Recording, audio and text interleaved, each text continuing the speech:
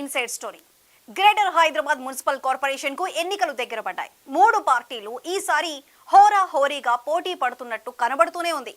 BRS ఆధిక్యం ఉన్న corporation లో అధికార కాంగ్రెస్ బలం పెంచుకోవటానికి ఫిరాయింపుల అస్త్రాన్ని వాడుకుంటోంది. అసెంబ్లీ ఎన్నికల్లో క్లీన్ స్వీప్ చేసిన బీఆర్ఎస్ పరిస్థితి ఇప్పుడు బాగా దిగజారింది. ఇంకోవైపు అధికార పార్టీకి ధీటుగా ఎంపీ స్థానాలు గెలుచుకున్న బీజేపీ కూడా భాగ్యనగరం మీద కాషాయ జెండా ఎగరేయడానికి సిద్ధమవుతోంది. కానీ బీఆర్ఎస్ ను పూర్తిగా కనుమరుగు చేయడానికి కాంగ్రెస్ అతిపెద్ద వ్యూహాన్ని అమలు చేసే ఆలోచనలో ఉందని తెలుస్తోంది.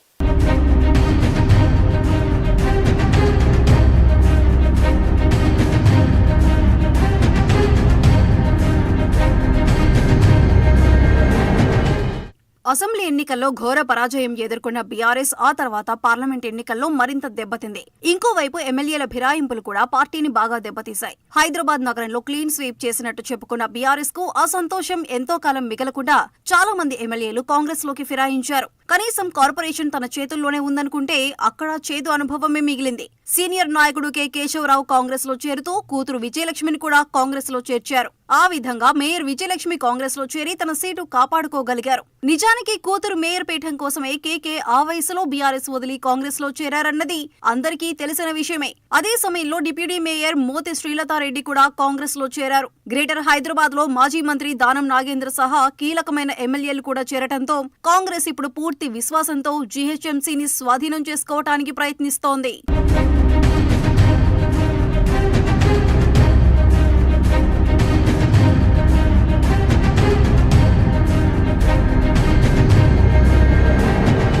బీఆర్ఎస్ అలాంటి నిస్సహాయ స్థితిలో ఉండగా బీజేపీ తన బలం పెంచుకోవటానికి అనేక రకాలుగా ప్రయత్నిస్తోంది. పాత బస్తీలో కూడా పాగా వేయడానికి సిద్ధమవుతోంది. రాష్ట్ర అధ్యక్షుడిగా బండి సంజయ్ పేరు దాదాపు ఖరారైన నేపథ్యంలో జీహెచ్ఎంసీ ఎన్నికల్లో గెలుపు మొదటి సవాలుగా మారబోతోంది.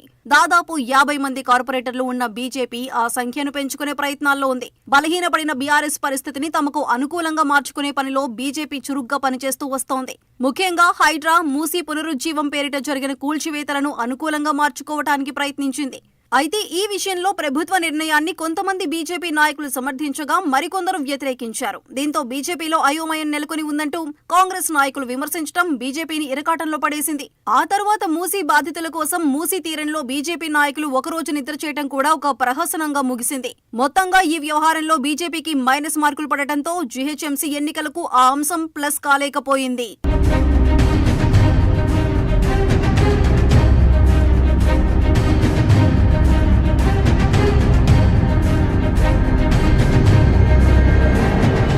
అధికార పార్టీ కావటం కాంగ్రెస్ కు కలిసొచ్చే విషయమే అయినా ఫిరాయింపులతో వచ్చిన వాళ్లు అభివృద్ధి ముసుగులో భయంతో వచ్చిన వాళ్లే తప్ప నిజంగా కాంగ్రెస్ మీద అభిమానంతో అని చెప్పలేం. అయితే పార్టీ పథకాల సాయంతో స్థానిక నాయకుల అండతో కొంతవరకు బలపడే అవకాశాలున్నాయి. మూసీ, హైడ్రా వల్ల బాధితులు కొంత వ్యతిరేకంగా ఉన్నా సామాన్య ప్రజలు స్వాగతిస్తున్నారనేది కాంగ్రెస్ అంచనా. సాధ్యమైనంత వరకు సామాన్యుల జోలికి వెళ్లకుండా తన విధానంలో కొద్దిపాటి మార్పులు చేసుకుంది. మూసీ ఆక్రమణలు తొలగింపు, బాధితులకు డబుల్ బెడ్రూమ్ ఇళ్లు కేటాయించడం, వాళ్ల పిల్లలకు గురుకులాల్లో ప్రవేశాల్లాంటి దిద్దుబాటు చర్యలు ఆ పార్టీకి కాస్త అనుకూలంగా కనిపిస్తున్నాయి.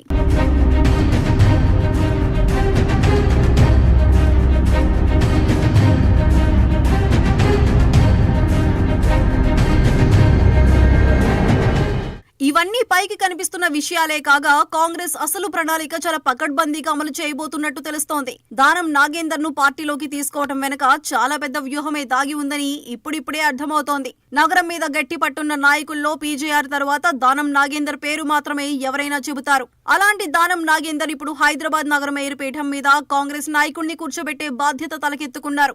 ఎలాగైనా మేయర్ పదవి గెలుచుకోవటం కాంగ్రెస్ కు ప్రతిష్టాత్మకంగా తయారైంది. అందుకే తగిన అభ్యర్థుల ఎంపిక కోసం స్థానికంగా బలాబలాల్ని అంచనా వేయటానికి ఇప్పటికే పూర్తి సమాచారం తెప్పించుకున్నట్టు తెలుస్తోంది. ఖచ్చితంగా గెలిచే స్థానాలతో పాటు బీజేపీకి బలం ఉన్న స్థానాలను కూడా లెక్కలోకి తీసుకుంటున్నట్టు సమాచారం. అవసరమైతే బీఆర్ఎస్ నుంచి లాక్కొని కాంగ్రెస్ తరపున పోటీ చేయించడానికి కూడా సిద్ధంగా ఉన్నట్టు వార్తలందటంతో బీఆర్ఎస్ ఆశావాహులు కూడా పక్క చూపులు చూస్తున్నారని చెప్పుకుంటున్నారు.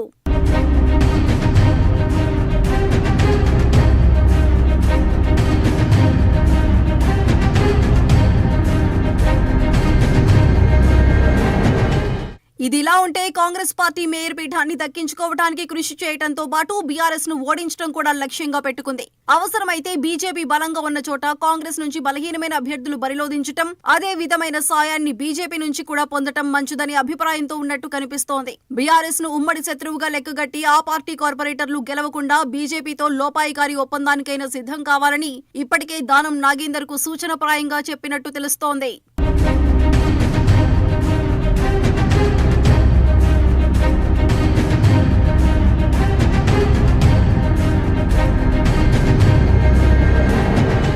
హైదరాబాద్ లో జరిగే మున్నూరు కాపు మహాసభలో పార్టీలకు అతీతంగా రాజకీయ నాయకులు పాల్గొంటారని చెబుతున్నారు.